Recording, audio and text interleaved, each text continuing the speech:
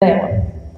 O diabo, ele veste a vácuo e combina ser sexy com ser crente. Dá para vir para a igreja sensualizar? É isso que ela está dizendo. Está aqui o casal lá, os irmãos dirigindo aqui a escola sabatina.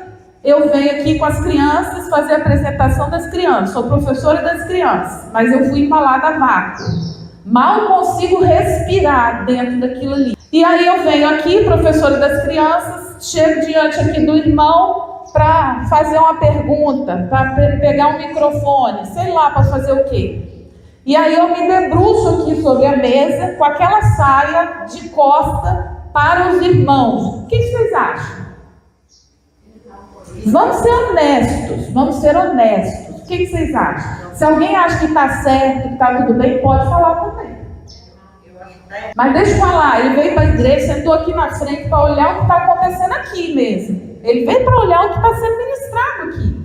E o que está sendo ministrado aqui não é para acontecer esse tipo de coisa. Se nós cremos que tem um Deus que vem aqui aceitar nosso louvor, nosso culto, nossa oração, a gente entende que é aqui para frente mesmo que é para a gente olhar. Irmãos queridos, não vamos ser hipócritas. É um constrangimento total. Porque o irmão ele tem duas escolhas. Ou ele olha para baixo ou para o céu, ou ele vai pecar. Ele vai estar olhando e ele vai pecar. Ele vai pecar. O meu marido vai pecar. E o pecado dele não é só dele, é dela também. Se eu que fui o instrumento que fiz isso aqui dentro da casa do Senhor, que estou trazendo maldição para dentro do povo de Israel, o pecado é dele, mas é meu também. Porque você deliberadamente, quando olha no espelho, veste a roupa vácuo e olha de costa, o que você está querendo? Você está querendo ter certeza de que você vai conseguir sensualizar. Olhei, hoje eu vou abafar. Se você olhou de costa, não tem jeito. Você está vendo se você vai alcançar o seu objetivo. Qual é o seu objetivo? Fazer o irmão pecar? Fazer o marido da irmã pecar? Na mão ainda? Vamos ler Tiago 1,15, por favor. Ciência, aumenta o concebido, dá luz ao pecado. O pecado sendo consumado gera morte. Olha só, olha que texto profundo, que às vezes a gente não presta atenção. E o pecado consumado, olha só, muito profundo isso. Deixa eu falar uma coisa para vocês. Toda beleza física, ela não foi feita para ser mostrada para todos. Sabe por quê? Porque ela desperta desejo. E quando ela desperta desejo, conforme diz o texto de Tiago 1,15, ela precisa ser consumada. Porque o desejo, irmãos, é uma coisa que tem a ver com hormônios sendo liberados no teu corpo. Adrenalina. Desejo de um homem que não é o meu marido. Esse desejo, ele precisa ser consumado, porque, como eu disse, são hormônios que vão ser liberados. E esse desejo sendo consumado gera a morte.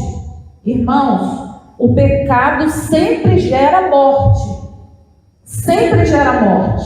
A gente não pode esquecer disso. O pecado nos atrai, porque nós somos psicologicamente, patologicamente enfermos.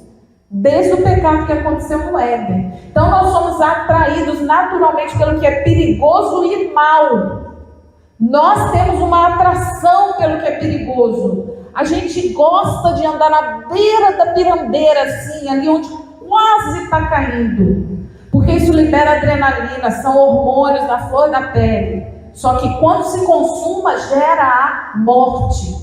Uma maravilhosa. Ele quer ser um missionário. Escolheu ser um missionário. E aí eu dizia para ele assim, nessa palestra mesmo da tarde, a gente conversando, e eu dizia para ele assim, olha só, sabe por quê? Que um jovem e uma jovem que namoram não ficam se pegando demais, sabe, jovem? Não fica se amassando demais, porque nós temos hormônios. E quando o hormônio é liberado, ele precisa ser normal, ele precisa sair. Foi liberado na corrente sanguínea, ele tem que sair de alguma forma, porque senão isso gera um estresse tão grande que faz até mal. E como esse jovem e essa jovem que não são casados não vão poder dar vazão àquilo que está acontecendo dentro do corpo dele com a liberação de hormônios, vai gerar pecado. Entendeu? Vai fazer mal para a saúde. E é a mesma coisa eu vir aqui com uma roupa que busca constranger os irmãos e as irmãs também, porque as irmãs também ficam constrangidas, não é verdade? Causar mal para dentro da igreja, e depois, se eu for consumar esse pecado que eu vou colocar no coração dos irmãos, vai gerar morte. Praia, e lá na praia eu visto uma roupa de banho e faço muitas fotos lá na praia, mostrando todas as partes do meu corpo, de frente, de lado, de costa, de cima para baixo, tudo bem.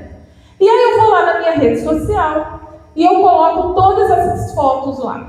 Eu não fui com os irmãos, eu fui sozinha com meu marido, fiquei quietinha lá no cantinho, não tinha ninguém, estava só nós lá, fiz tudo bonitinho. Mas fui lá na rede social e coloquei todo o meu corpo lá. Aí todo mundo viu tudo. Viram meus seios, viram tudo. E aí quando chega o sábado, eu vou lá na igreja, subo no púlpito e começo a ministrar a palavra. E por acaso tem alguns irmãos, homens, que estão lá nas redes sociais e eles viram lá as minhas fotos todas. E viram meus seios, viram minhas pernas, viram tudo. Eu quero que vocês sejam honestos. Esses irmãos vão lembrar do que viram ou não? Ele vai olhar para mim e ele vai pensar e lembrar dos seios que ele viu lá nas fotos ou não vai? Talvez vai ter escândalo. Veja, sem se preocupar como a gente está se apresentando diante desse irmão que tem essa dificuldade, a gente está contribuindo para o pecado dele. A gente tem que pensar nisso. Isso é muito sério. E vocês querem ver uma coisa? Tem cristãos que fazem o que eles chamam de nudes. Todos aqui sabem o que é nudes, né? Os jovens sabem. Você não sabia. Não vencermos a hipocrisia de ficar tampando o sol com a peneira, pensando que a gente é o que a gente não é, pensando que não acontece o que acontece, nós vamos perder nossas crianças, nós vamos perder nossos adolescentes, nós vamos perder nossos jovens, porque lá fora ninguém tem pudor de pegar. As crianças hoje, irmãos, elas estão sendo sensualizadas e todos nós acabamos consumindo um pouquinho de pornografia, sabe aonde? A dancinha do TikTok. Irmãos, a dancinha do TikTok, todo mundo